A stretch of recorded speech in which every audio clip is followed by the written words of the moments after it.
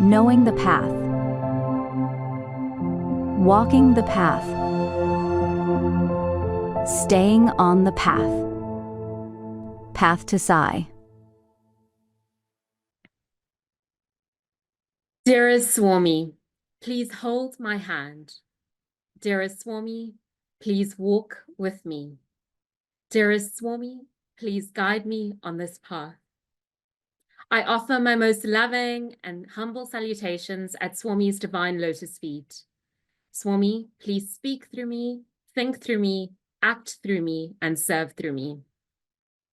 Respected elders, dear brothers and sisters, fellow Sai young adults, and dearest children who may be listening in, loving Om Sai Ram. And I'm so honored to be a part of this virtual retreat. And so I can't see you, but I will expect that you are having a great time today and connecting with not only Swami, but with the stories and the sharings and the reflections that have been shared today. I know we've been sitting down for about 2 hours, and so I will take this 30 seconds to 45 seconds to ask you to please stand up, perhaps stretch, touch your toes, stretch your arms out, and take a deep breath in and out. And as you take that breath in and out, say, "Thank you, Swami. I love you, Swami."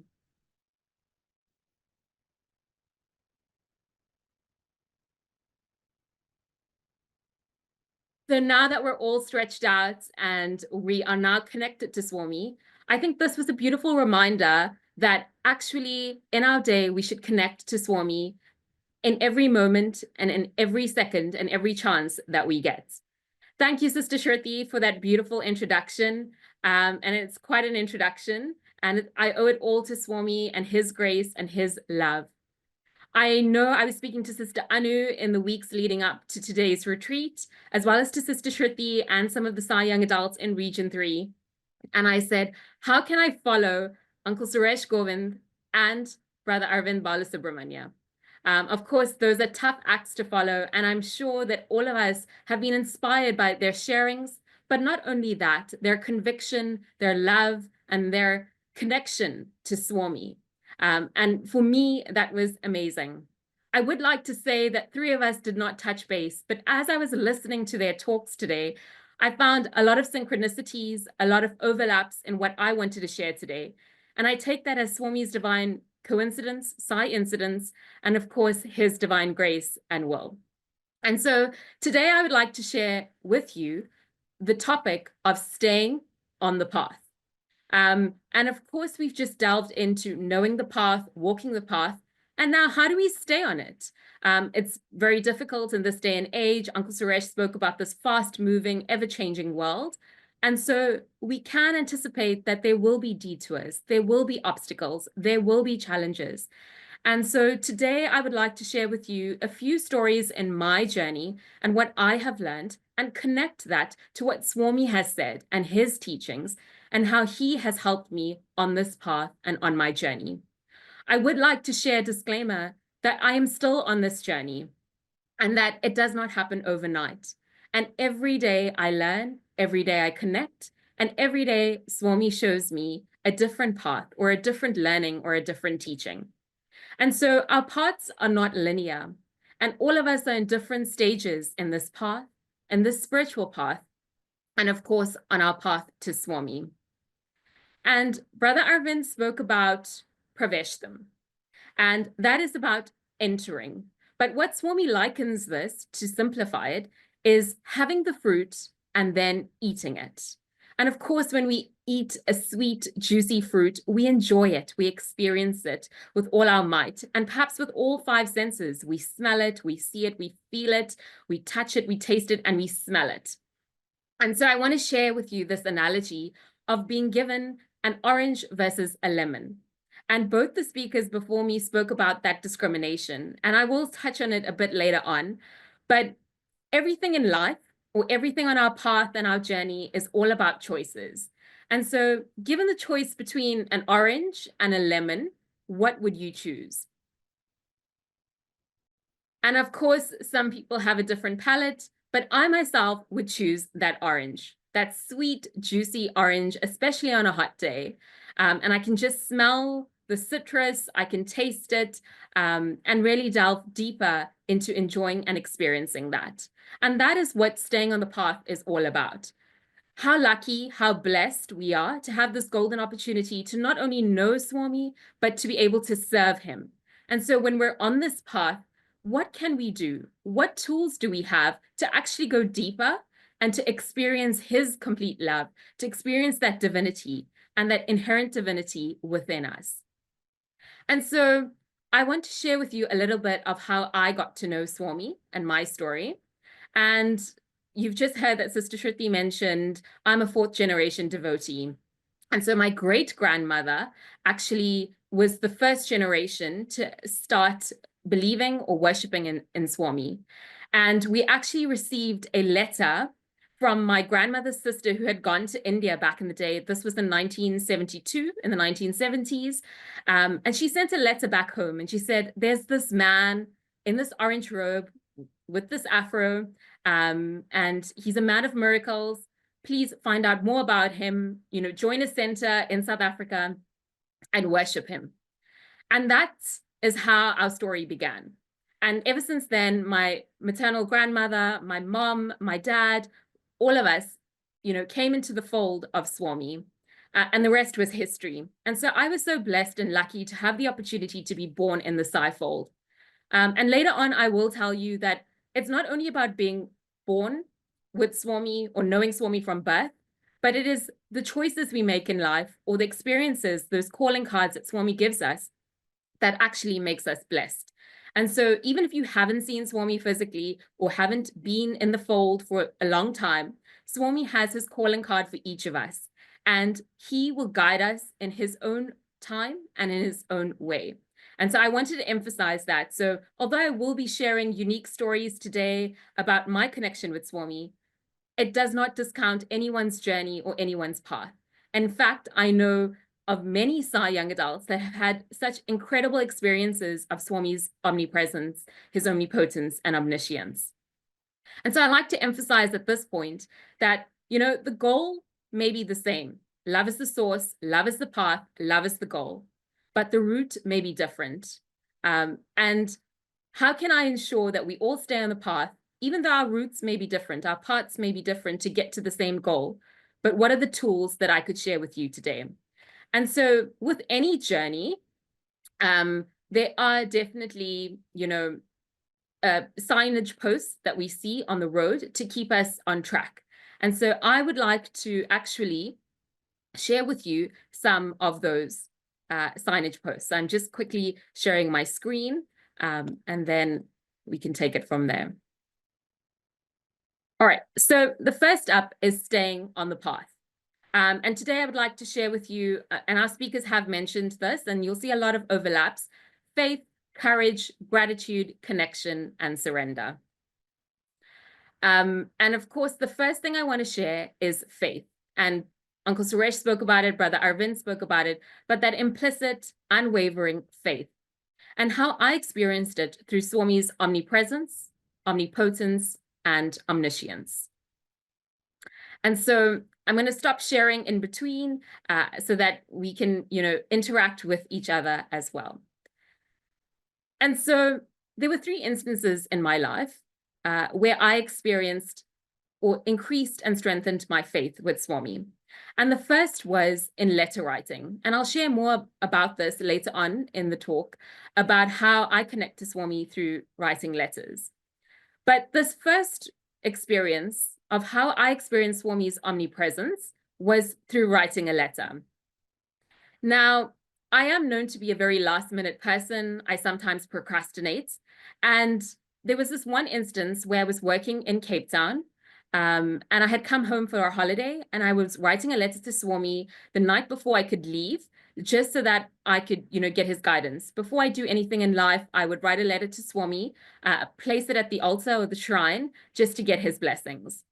And so it was around 11 p.m. at night, and I said, Swami, I haven't written you a letter as yet. So I write this letter to Swami to say, I'm going ahead, I'm going off to Cape Town tomorrow on this journey. Please protect me, please keep my family safe, take care of me, and this, that, or the other. And so I left it at Swami Shrine. And normally Swami would, bless or materialize vibhuti on my letters within a very short space of time, couple of hours, sometimes even within 30 minutes. And that's how I know Swami is there with me constantly. And these are just some of the physical signs that I know Swami is there with me. On this one instance, he didn't actually. And it was early in the morning. I woke up with eagerness, and I went into the shrine and to see if Swami had blessed this letter, and he hadn't. And I was a bit, sad, disappointed, despondent. And I was like, Swami, why didn't you? I know I was late. I'm sorry I was late. And I really, it just would make me feel so much better to have your assurance.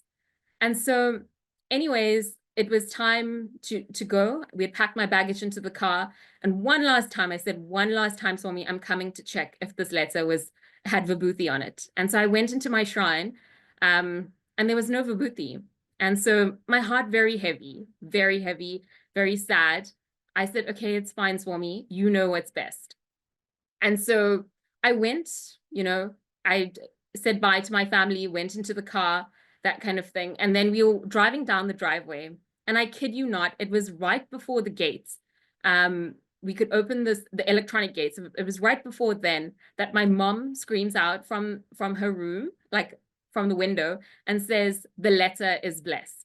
And I knew I had faith in Swami in blessing my letters, but little did I know that that also impacted my family. And they also were rooting for me to have this connection with Swami. And I think my mom went into the prayer room checking for this vibhuti on the letter. And it was at that moment the tears were rolling down my cheeks, and I was just taken aback. And I was like, Swami, you never fail to disappoint me. You're always there. And although this was a small gesture or something physical, it was something to show me that, Swami is like a mother and a father to you, and he will always give you what you need at the right time. And so he assured me in this manner that he was there to protect me, and he was omnipresent and knew what my deepest desire, my deepest heart was aching for at that moment. And so that was just the first story of his omnipresence. Moving on then to omnipotence. It was back in 2010 where South Africa was given the opportunity as a country to be part of the International Christmas Choir, a part of the Sri Sathya Sai International Organization in Prashanti Nilayam in 2010. And we used to go to training in the double-decker building at around, I would say, 6 p.m. It was still dark because it's winter in December in India still. So it was still a bit dark in the buildings. The lights still don't go on at that time. And we'd go to practice every morning, rehearsals. And the one morning, there were no lights in our building. I had missed a few stairs at the bottom. For some reason, I thought when I was running down these stairs that I thought, okay, I'd reach the bottom, but I didn't actually. And I missed a few stairs and I fell and I tumbled. And all I could remember was my mom screaming for me to say if I'm okay. So anyways, I picked myself up, went to rehearsals, and then went to morning darshan, came back, ate. Then I had to go for the children's Christmas choir as well for that practice. And then my legs started to swell and I was like, okay, something's not right. And so my mom and I went to the general hospital just to check it out to see if it was fine. And they said that they couldn't help me at the general hospital. I need to get x-rays done. And so they had then, sent me to the super speciality hospital. Yep. And so then I was in a wheelchair at this point. I was struggling to walk. And so my mom was like pushing me in this wheelchair. We went to the super speciality hospital. We did the x-rays and the doctor comes to tell us that my leg is fractured and they'd have to put a cast. And I was like, oh my goodness, Swami, because I'm first of all, not a fan of doctors. Second of all, I am not a big fan of pain. And now I'm in the Christmas choir for both South Africa and International Children's Choir. And how do I go to, practices? And this is my December holidays. And now I'm in a cast. And so anyways, they put a cast around my leg. And then I find myself, limping around. They said it is a walkable, it was a soft cast. So I was limping around Prashanti and I would go for these rehearsals and that kind of thing. Anyways, the month went by, we did rehearsals, that kind of thing. I was lucky and blessed to be sitting in the front row of the children's choir.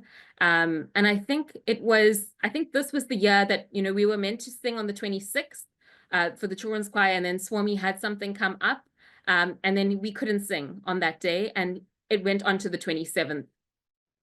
And so anyways, we were there singing, and I was sitting in the front row, but Swami was wheeled past on his wheelchair in front.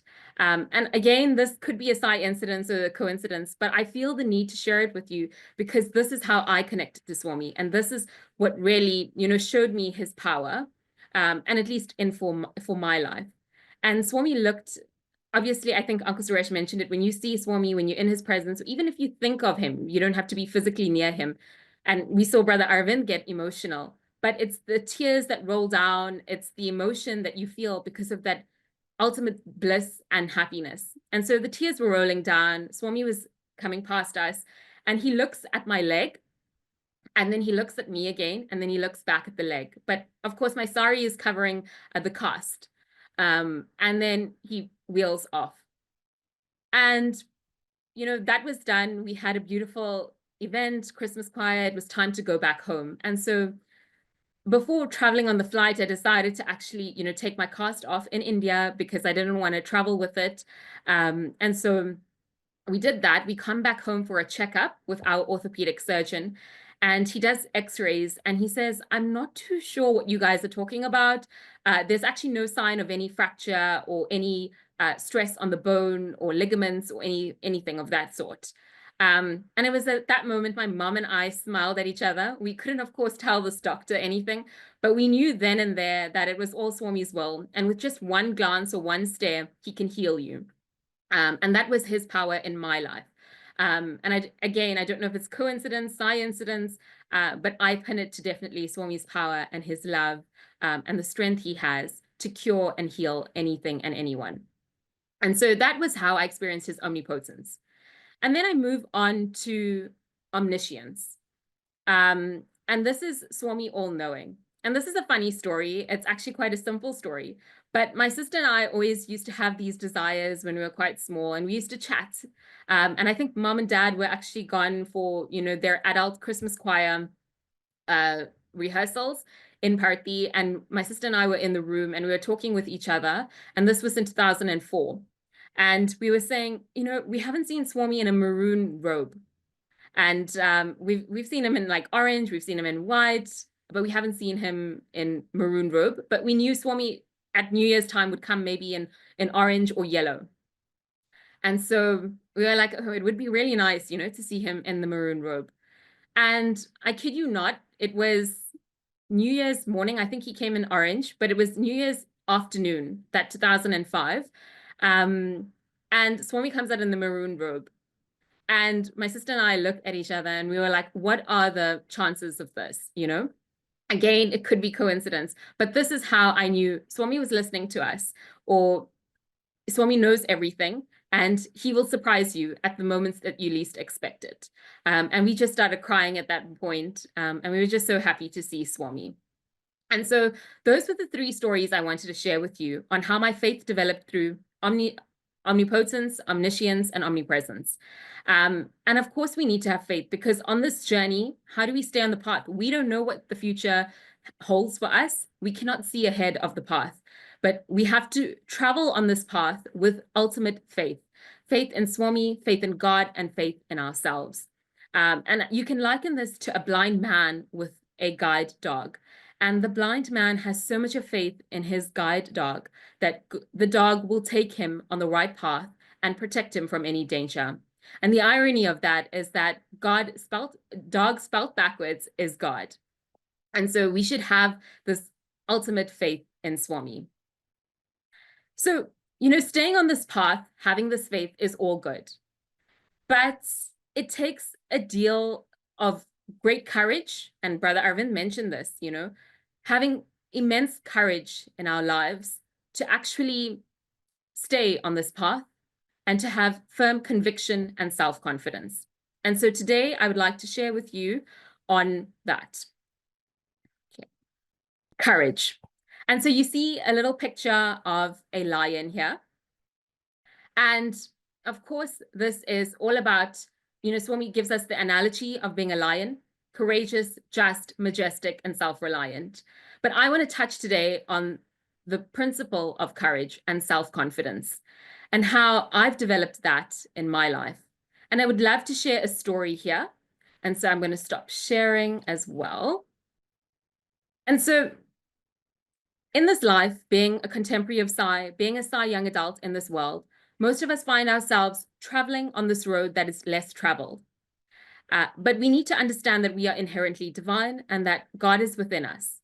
And Swami even says, one of the first steps to the self-realization is self-confidence, but knowing thyself. And there was 2 instances in my life where I then realized I had, this courage or this conviction. And the first was in primary school, where I would go to school every day. And Uncle Suresh spoke about the vibhuti, Brother Arvind spoke about the vibhuti, but I would go every day to school with the vibhuti dot on my forehead. And as I would enter the school, before, the first morning bell would ring for us to get to our classrooms, we'd hang around with our friends and talk. And in those first few years, I would have, a few of my classmates laughing at me. And they would see the vibhuti on my forehead and they would be laughing at me. And they would say, I think you have some chalk dust on your forehead. Or they'd say, dust your face, you have chalk dust. And they would laugh at me. And I would say, this is my holy sacred ash. It actually protects me. And so that's what it is, At a very young age, I didn't know much. And sometimes at that age, you're also wondering, why are they laughing? Do they not know better? Or, I grew up with vibhuti. And so that was the one thing that actually, it built like strength in me as a child to stand up for what I believed in, no matter what was happening around me. I knew I would stay firm to my faith. The second thing that also happened in primary school, my dad, before we used to leave for school, he would remind us to put our lingam picture of Swami in our front pocket of our school shirts. And so I'd put the lingam picture, it was those pocket calendars, and we'd put it in my pockets. And of course, the cotton was like sort of transparent on that pocket, and you could see Swami's picture from the front. My friends would see that and they would be like, who is this man with the afro? And that's when I started to get comfortable in sharing who Swami was in my life. And I shared who he was, my guide, my guru, my God. Of course, there were some giggles, there were some, skeptical looks at me. We were all children, I guess. We didn't know better as well. But my one friend who was really interested said, what does he stand for? What does he say? And the first thing I went to was his principle of interfaith and how he accepts all religions and all cultures. And I thought maybe that was the most appropriate to start with because I knew all of them were from different faiths. And the second thing I said is his human values. And I listed the human values and I said, this is what he stands for. And then the last thing I said, he has this saying, and it's love all, serve all. And so no matter who you are, caste, creed, religious sect, age, gender, we need to love all. And that's his main principle, is to share love with everyone and to serve and help. And so at that very young age, that's where my conviction, my self-confidence grew, and how I was able to, and Swami says he doesn't need anyone to stand up for him. Of course, his message will go far and wide to all corners of the world without us or with us. But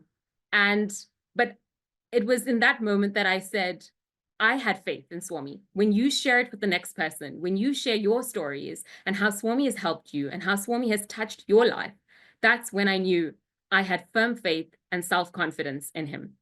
And so I would like to actually take you to a discourse that Swami shared in the summer course Vrindavan in 1991.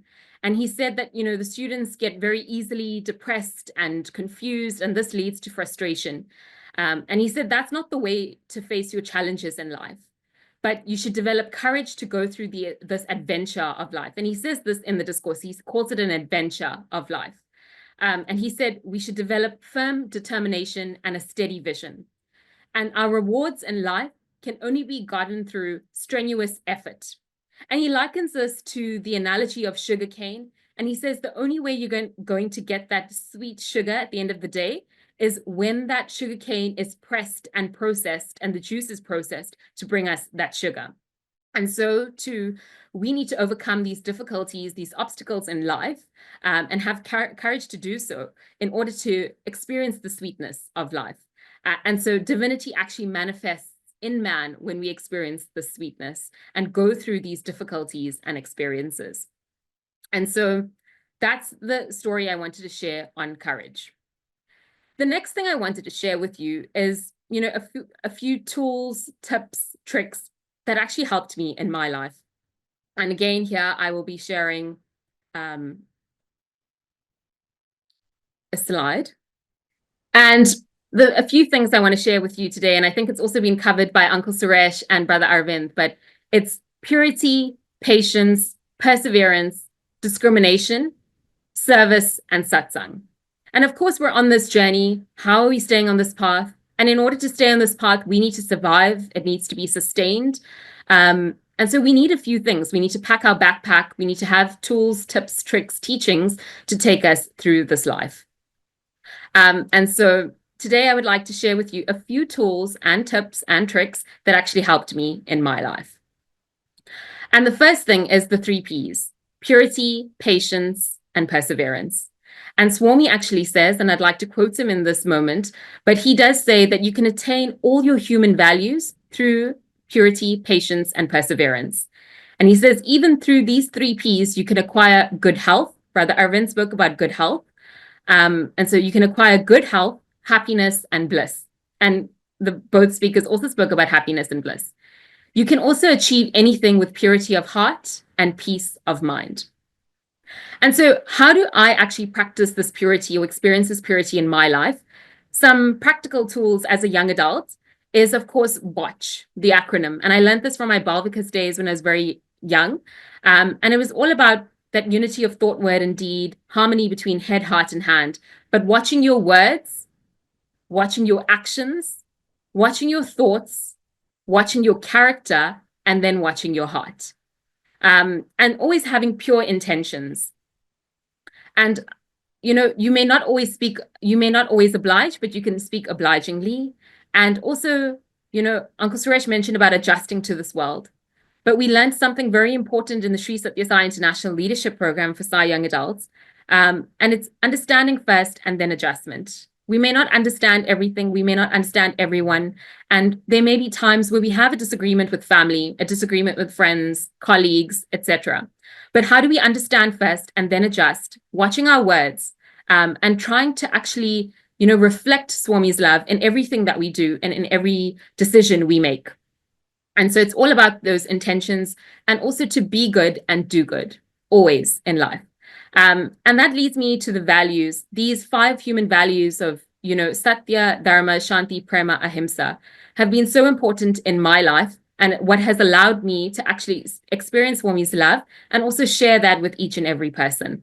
So I'm not a good singer like Brother Arvind, even though Sister Shruti did mention.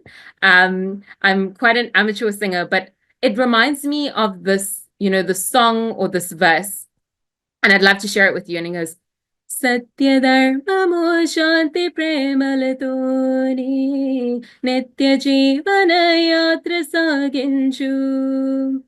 And it means that, Sathya Dharma Shanti Prema, which is truth, righteousness, peace, and love, are our guiding tools in life.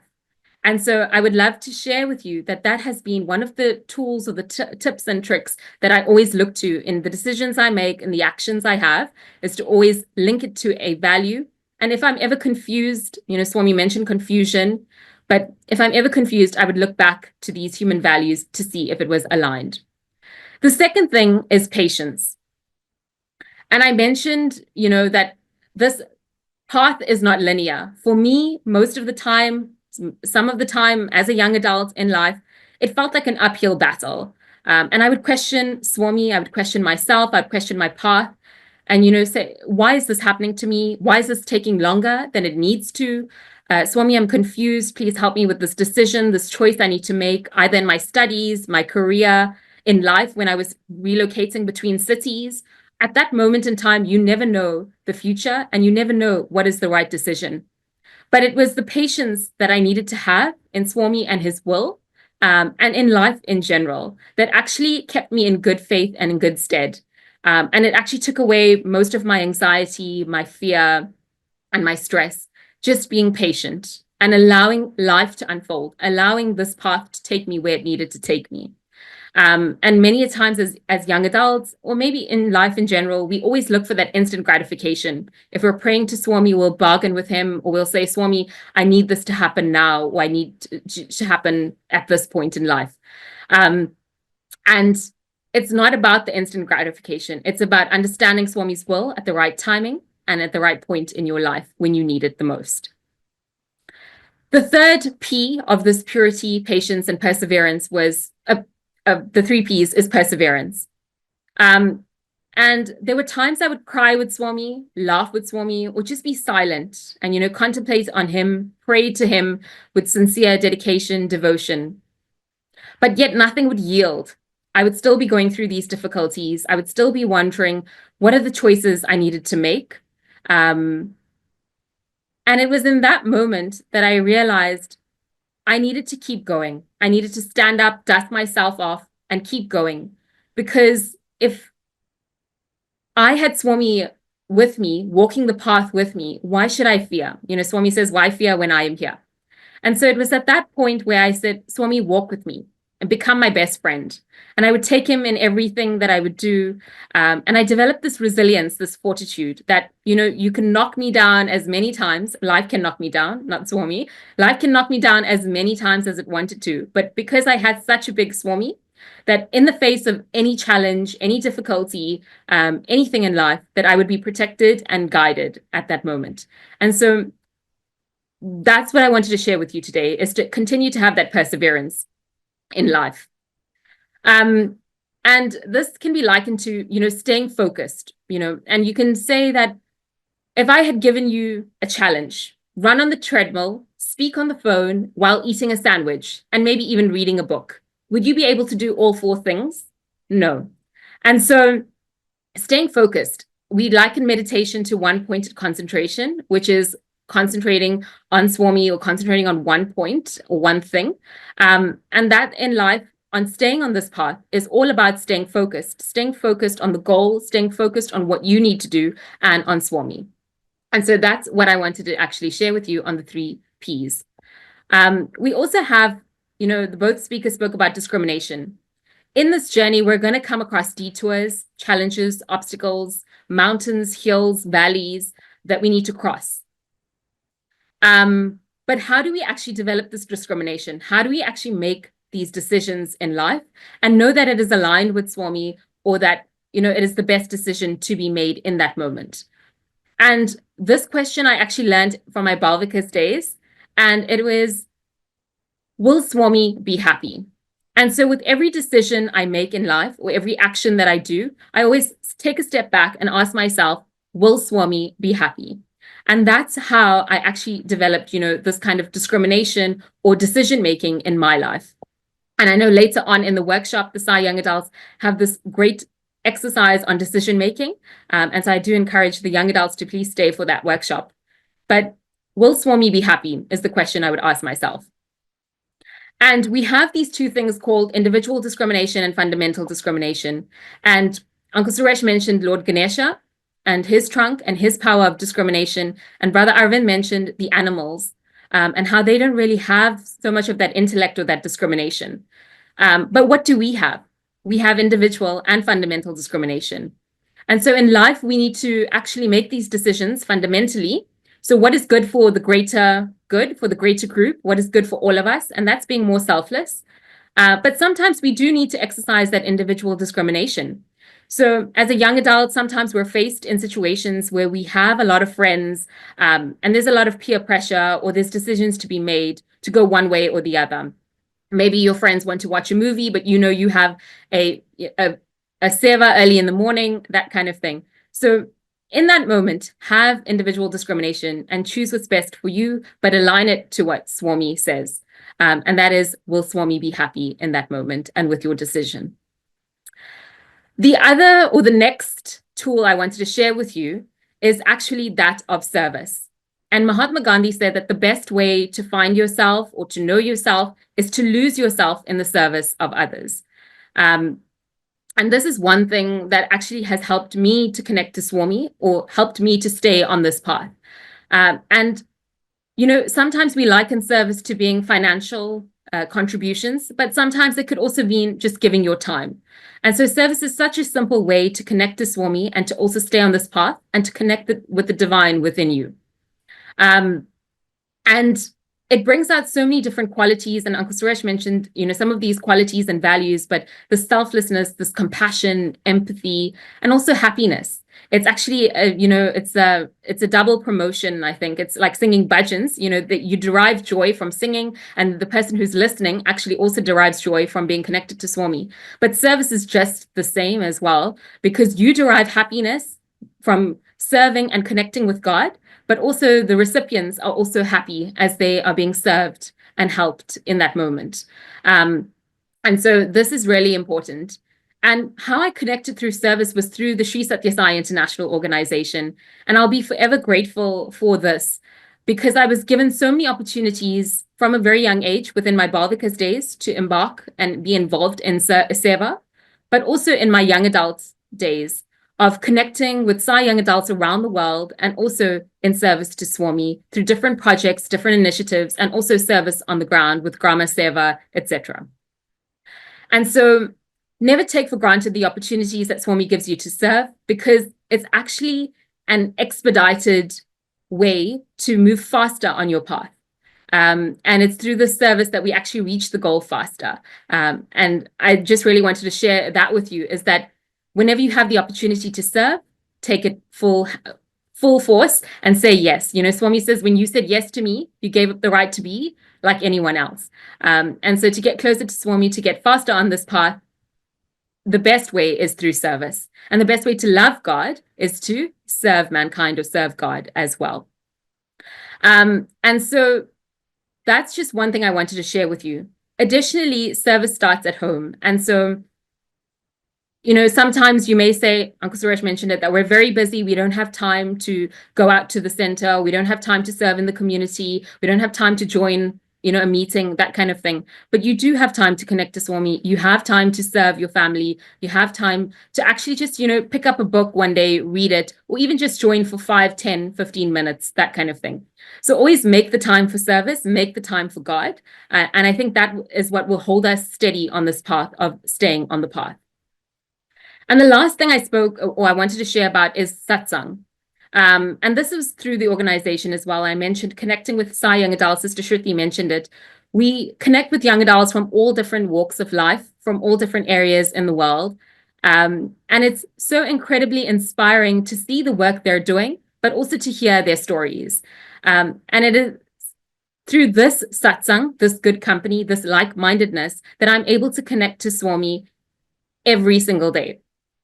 And it's through our work that we're doing that we're able to actually have that good company of Swami and his teachings, his love surrounding us all the time.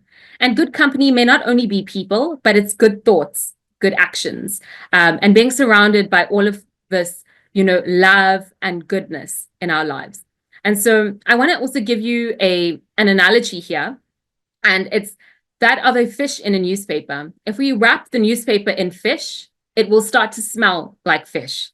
But if we wrap the flowers with newspaper, it will start to smell like fresh, beautiful roses or flowers. And so company is so important for us to stay on this path and not be deterred, and keep us focused on this goal. And so I encourage all our Sai young adults and each and every one of us to, use the organization as a tool in our lives to connect to Swami, to connect with each other, and to stay on this path. Swami has given us the organization as a tool to reach the goal faster, to realize our inherent divinity. In fact, that's one of our objectives as the SSSIO. And I think we've been given this golden opportunity that we need to grab with both hands and continue to serve. And so those were the tools that I wanted to share with you today. And then the next point I wanted to share with you is that of gratitude. And I think Uncle Suresh allude to it, as well as Brother Arvind, but that happiness, that contentness, not having any desires in life. In fact, we should only have the desire to connect with God. But in this, we should be so content in our lives, so happy, that we have so much immense gratitude for anything that's thrown in our direction. And what is this happiness? It's definitely union with God. And so, every avatar has come with a weapon or some kind of, calling to actually serve the world. And our dearest Bhagawan Sri Sathya Sai Baba has come with this weapon of love to transform our hearts. In fact, many a times as young adults, we say that Swami's greatest miracle is the transformation of our hearts, and he transforms it with his unconditional love. And so in life, no matter what happens, we should always be grateful, for there is always the next person that may not be as fortunate as us. And so, when we look at the analogy of a man without any legs, we need to be grateful that we actually have, sometimes we may not be happy for the shoes we're wearing, but the next man may not have legs to walk. And so that gratitude needs to be throughout our life. And that's how we would attract more abundance, more positivity into our life. And so I want to share with you actually a quotation from Swami on gratitude. And he said this on the 17th of August, 1996. And he says, expression of gratitude is itself prayer. What does prayer do? It awakens the inner divinity of a person, which is immeasurable, invisible, and transcendental. And so, brothers and sisters, our dearest Swami is saying that we should actually, have gratitude. And so I think this has been one of the most important parts in my life, is actually, having that gratitude and sharing that gratitude. So for me, it was gratitude to Swami, gratitude to my parents for knowing Swami and being on this path. And how did I do this actually? And I think this is something for the young adults, is to always respect your elders and also to respect your parents. And Swami says, Mata Pita Guru Devam, mother, father, teacher, and then God. And for me, I don't think, if I look at my journey, if I look at my path, I would not have stayed on this path. Neither would I have been this far in my path without Swami, yes, but also without my parents. And so I owe a great deal of gratitude to my parents. And in fact, this is one act that I do. And of course, this is just something I would love to share with you. It's something I do. But of course, there's different ways in which we all show gratitude and do different things for our parents. But the one thing that, keeps me grounded is always taking part namaskar from my parents. And I do this regularly, as often as I can. But bowing down to the feet of your parents is something that's really important to show gratitude, to show love and respect. And I even do this in the airports before I'm on a flight. And when they say bye to me at the airport, I don't actually care who's around me. I know, like, coming from a Western world, some of us, we do feel some type of way.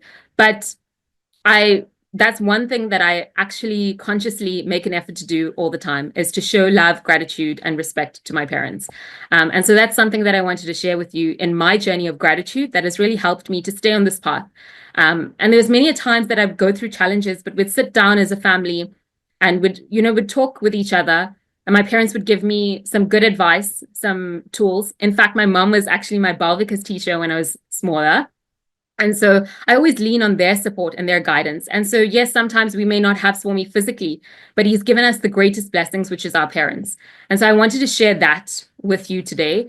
And I'm just sharing what comes to mind in this point. And I don't know why he's making me emphasize or stress on this point. But yes, we may not have Swami physically, but we have so many support systems and tools that Swami has given us. And for those of us that are lucky to still have our parents around, or even elders that are guiding us, grandparents, etc., just be grateful for that, and also to show gratitude in that moment and help in whichever way you can. So you're saying, yes, Sister Vahinie, you're so lucky. You had some physical experiences with Swami. You had close proximity. Your parents or your family know Swami from a young age. Some of us haven't seen Swami. Some of us have not, had these experiences. So how can I actually have self-confidence and faith in Swami? How can I travel this path? What will keep me on this path? What will help me in this journey? There's so many times I have doubts, I have questions. What will help me? I want to share with you 2 ways I connect with Swami. But before that, the irony of it is I am going to share a physical story with you. and then show you how that actually turned into more of a non-physical connection with Swami and that omnipresent connection. And this was in 2008. And we were heading again to Prashanthi for the Christmas choir. And my mom was writing a book early that year, and we had pictures. She was putting pictures in this book. She wrote it for Swami. It's on drama, and it was actually in the books and publications store as well. And she was putting the pictures together, and she saw that everyone in our family had pictures with Swami besides my sister and I. And she said, it would be nice if the two of you actually had an experience with Swami or had a picture with him. And so we brushed off that comment. My sister and I, we actually laughed at it.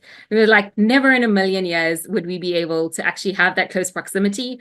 Yes, Swami probably knows us, but to get there in that time, we're never going to get there. And we actually went so far. My sister actually joked about it. She said, if we get Pad Namaskar from Swami, I will actually give up my social media account. At that time, she had Facebook. And she said, you know what? I'm going to give it up if we ever get Pad Namaskar from Swami. And we laughed because she made that comment saying that, this would never happen.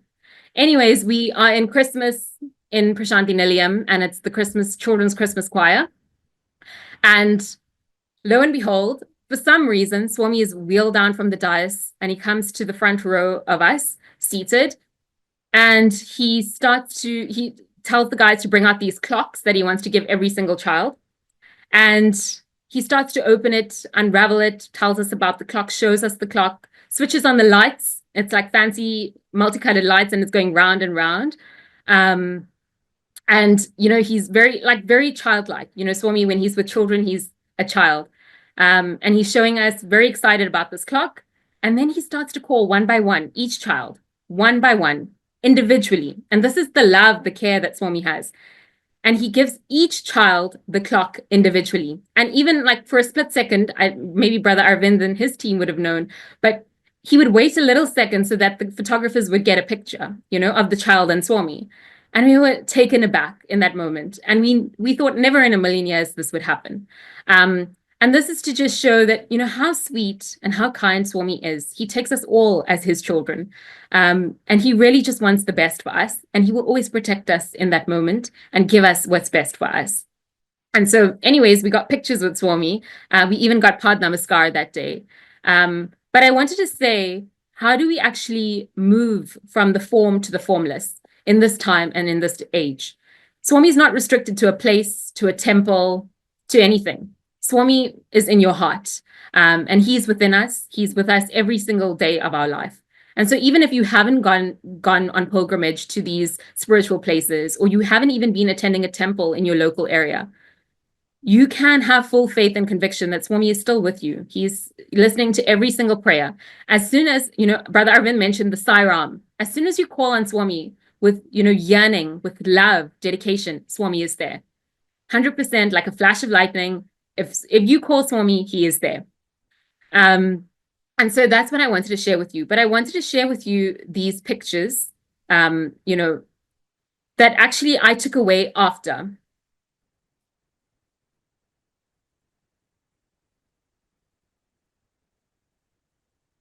And these are the pictures from that Christmas. And all three pictures were taken split seconds apart. And Swami even says it just takes 11 seconds to actually have self-realization or to realize your inherent divinity. But in these 3 seconds, or even looking back on these pictures, it showed me something different about Swami and my connection with him. And what do I take back from this physical meeting into my form to formless journey? And the first one is I'm listening intently. So the picture with number 1, I'm listening intently to Swami telling me about this clock. What I liken that is to Jnana Yoga, which is that of knowledge, him giving me the unconditional guidance, the love, the wisdom throughout my life. Any decision I would make, I would always go back to Swami. Picture number 2 was me receiving this clock from Swami. And what I likened that to was karma yoga. How do I receive Swami's grace? How do I receive his blessings? It is through service. It is through action. It is through karma. And so this is what was important in my life. Serving as a leader, serving within the organization, connecting to Swami through actionable items. And then the third picture was me smiling at Swami when he was telling us about those lights. And he actually switched it on and, that kind of thing. And he was showing us the different, features of this clock. And I liken this to two things.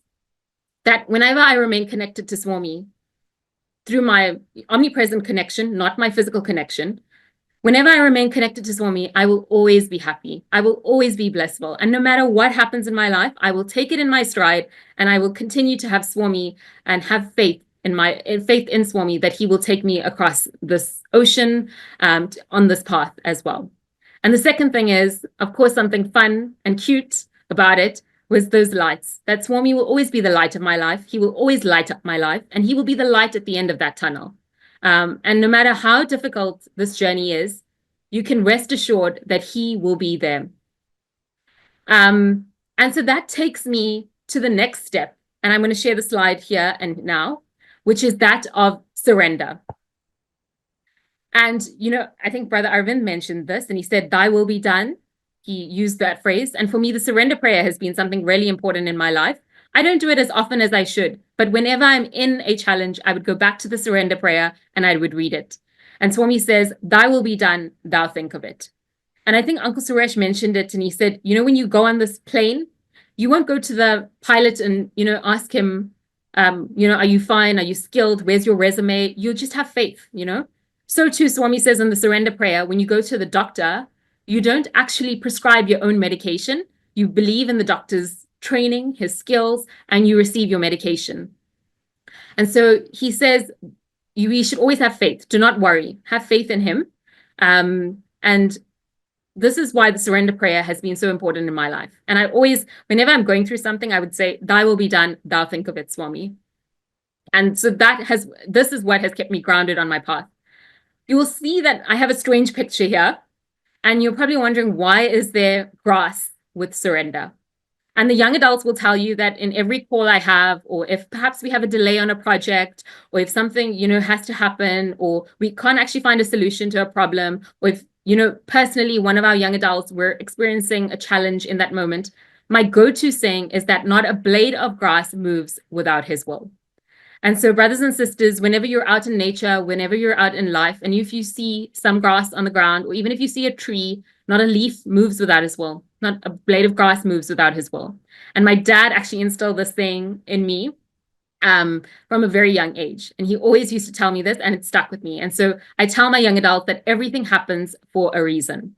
And so that's how I developed this principle of equanimity, taking the good with the bad. And also just, in the Bhagavad Gita, it says to accept victory and defeat in the same light, being equipoised, and joy and sorrow. And so that has been, and I only learned this, I guess, in my campus days when I was a university student. I would go through, a few challenges. I left home at the age of 18, straight after school, went to a different city. I've never lived by myself before. I had to stay on residence on campus. So I went straight into studying and then working without any family in Cape Town. And it was through this time that, yes, I found myself, but I went through a lot of challenges, a lot of ups and downs that, Swami showed me how to have this equanimity. And so, yes, sometimes I do get despondent. I do cry to Swami. But at the end of the day, it takes me a few hours sometimes. Sometimes it takes me a week, a month. But then I'll realize that in hindsight, everything happened in his will and according to his timing. And we should have this equanimity. And that, I think Brother Arvind spoke about Adi Shankara, and everything is temporary. Uncle Suresh mentioned it. The only certain thing in life is death. Swami mentioned it in the discourse today as well. And that pain is, or pleasure is, an interval between two pains. And so without the darkness, we won't know the value of light. And without pain, we won't know the value of pleasure or happiness, joy. And it's through these challenges that we get closer to Swami, to God, and get faster along on this journey and this path. And so that was my connection with Swami. And, also on this connection, I wrote there letters and Namasmarana. Brother Arvind mentioned Namasmarana. Tomorrow, I would share a story with you on letters and Vibhuti. Brother Arvind also mentioned Vibhuti, but tomorrow I want to share that story about me writing letters and the power of Vibhuti. Today, I want to share with you that the one way I connect to Swami is through writing letters, and I'll share more tomorrow. But additionally, I want to share the power of Namasmarana. I had COVID in 2021. I was in Cape Town alone, no family. And I had at that point, which was a severe strain, the Delta variant. And I was off from work for about a month, honestly struggling to breathe, didn't know if I was going to make it out. We were hearing a lot of like cases of people struggling and just not making it out of this virus. And being, hospitalized or even being on a ventilator, etc. I was so lucky and blessed that I was able to survive this COVID strain in my apartment. But what I did every night was play the Gayatri on loop, the 1 hour loop. I would play it on loop in Swami's voice. And so the Gayatri mantra is something that kept me going. And up till today, when I'm taking off in a flight, when I'm landing, when anything happens in life, I'm chanting Gayatri or I'm connecting to Swami. And Brother Arvind mentioned that in the time of need, you need to call on Swami. And so how do we do that? We need to practice for this. And so I really encourage everyone, no matter what name resonates with you, it could be a different God, a different deity, but call on God and have that constant contemplation in your mind. And so Namasmarana has been very important and impactful in my life. And this year, I've actually taken up the Hanuman Chalisa as a daily practice. And that has been something that I really connected with this year. And so I really encourage that whatever works for you to have this in your life. And maybe tomorrow I'll share a story on one of the greatest devotees, which is Lord Hanuman. But I think that's really important to share. And then in this, I started with faith. I want to end with faith. And so I actually want to share this last story with you.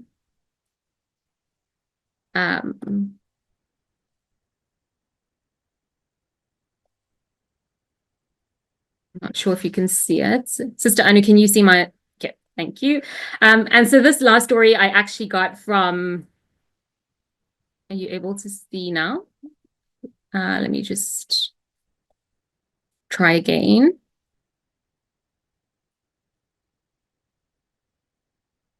Okay, so this last story is from the My Dear Students, Volume 1. And it was about Lord Krishna and the Gopikas went to the well to fetch water. And so they would fetch these pots of water at the well. And one day they were trying to make their way back to their destination with these pots of water on their head. And it was very heavy. It was very burdensome. And so they saw Lord Krishna on the side and they said, "My Lord, please, can you help us with these pots of water?" Lord Krishna ignored them and disappeared. Anyways, the Gopikas made their way to their destination and then started to put these pots of water down on the ground. And Lord Krishna reappeared and started to help the Gopikas with these pots of water and to put them down on the ground. And then they asked him, "My Lord, when we asked you to help us put the pots on our head, you refused. But now when we didn't even ask you for any help, you're here to help us to put these pots of water down on the ground." And the moral of the story here was Lord Krishna's response. And he says, "I'm not here to increase your burdens, but I'm here to lessen your burdens." And so, brothers and sisters, my ending point, or this full circle that I'm coming to, we started with faith, we're ending with faith, is that God will never increase your burdens unnecessarily. He's always here to help us. And in fact, we are God. Brother Arvind mentioned it. We are God. So yes, we're on this path of love, this path to Sai, but we're on this path to our true innate divinity, ourselves. And Swami said, "I separated myself from myself in order to love myself." And so we should have this conviction. I want to end with this affirmation. And this is my last point. And so I want to end with this affirmation. I don't do this daily. I know my parents are big believers in this, but I do feel that there's so much of importance in this affirmation. And this is what I want to share. I am God. I am God. I am no different from God. I am the eternal, undifferentiated absolute.